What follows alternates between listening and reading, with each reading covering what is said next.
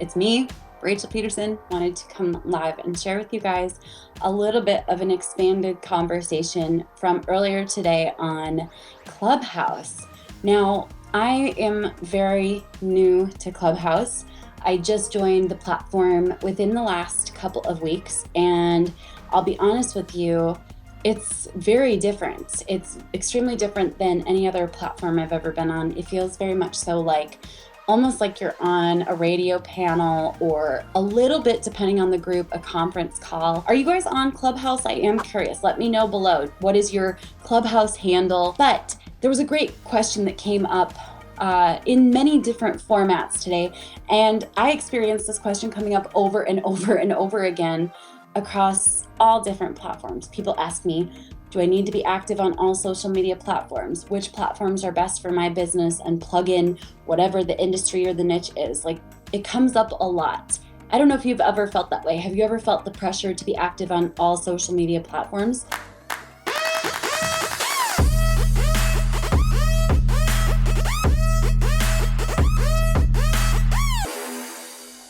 I feel like the narrative of social media marketing makes us feel like we have to be active everywhere.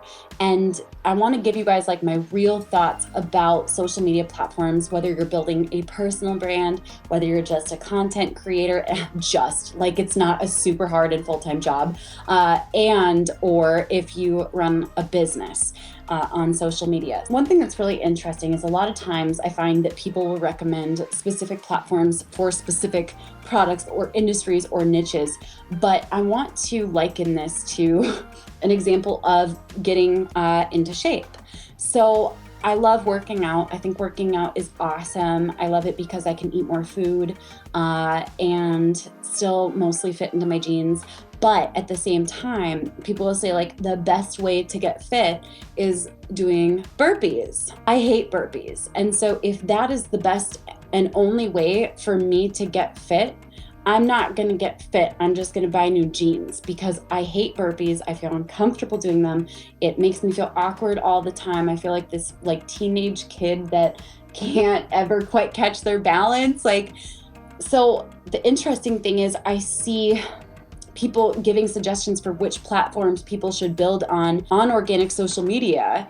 And I'm seeing advice that is oftentimes parallel to burpees are the only and best way for you to get fit. And I think that sits funny with me because I know from personal experience that there are tons of other paths to the same result.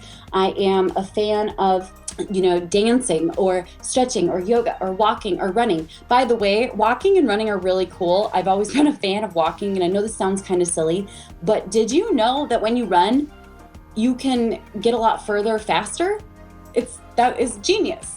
Walking is like the baby brother of running. I really like running. So the thing is though, there are so many different ways for us to strengthen our body, for us to get healthy, for us to get fit. I love many aspects of fitness, and while I love many different platforms on organic social media, I don't think that there's a one-size-fits-all standard for any platform. I think that there are a lot of platforms that businesses can have success on. I think there's a lot of paths to success with social media marketing.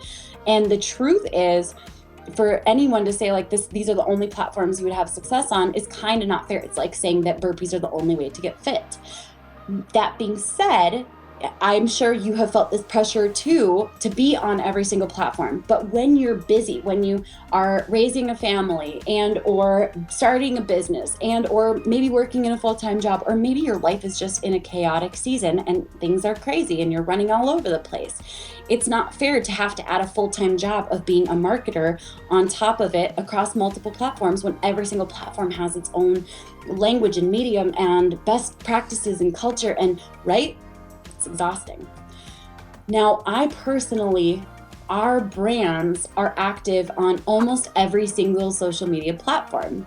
And almost on any given day, we are active across multiple platforms, which is, I think, pretty cool. But it's also my expertise. It's what I'm supposed to be doing.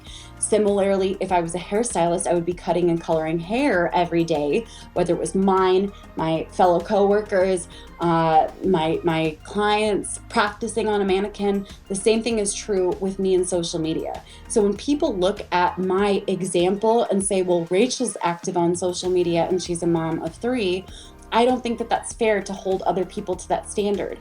I don't think it's fair to hold a business to Gary Vaynerchuk's standard when he has a team of 60 plus content creators. Now, business isn't necessarily fair, but what I want you to understand is that you don't need to hold yourself to the standards of other people's businesses.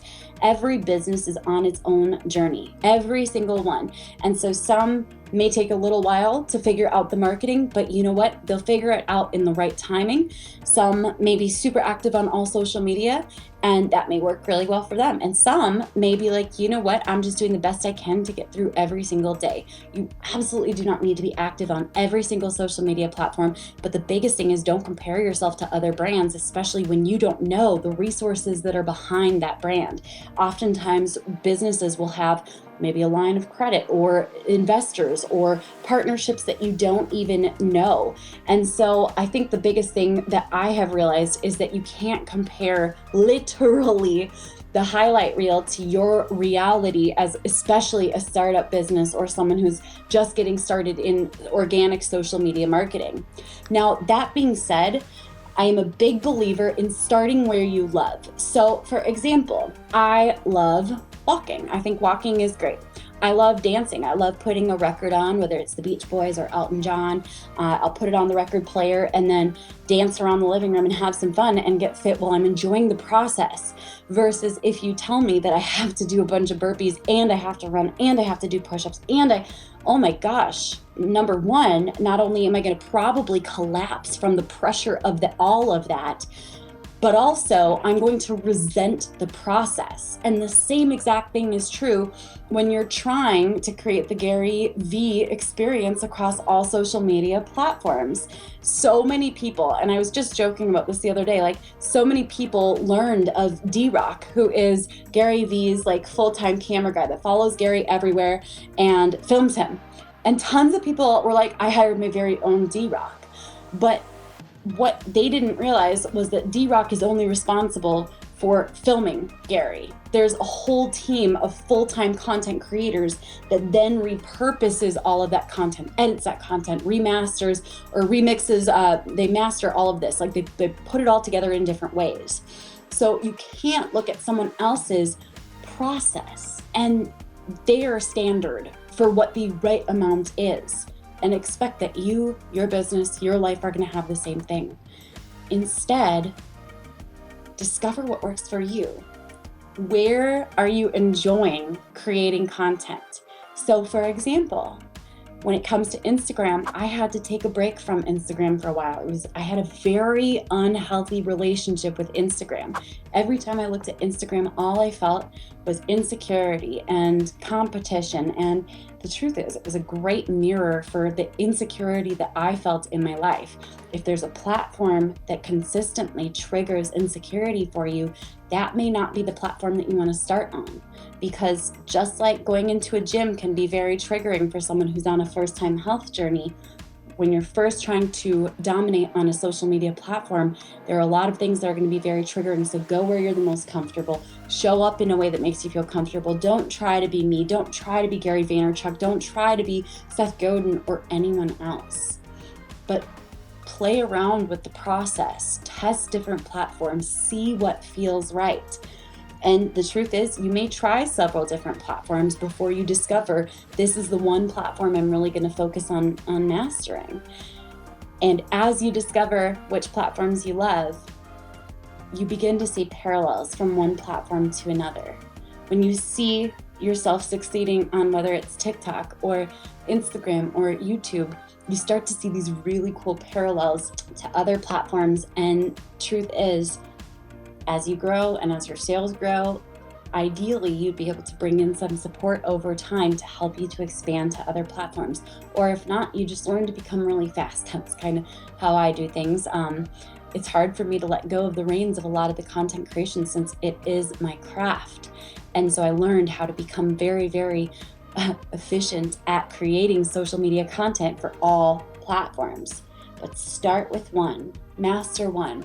Sometimes in certain seasons of life, and every season of life and business is different, you may crush it on a platform.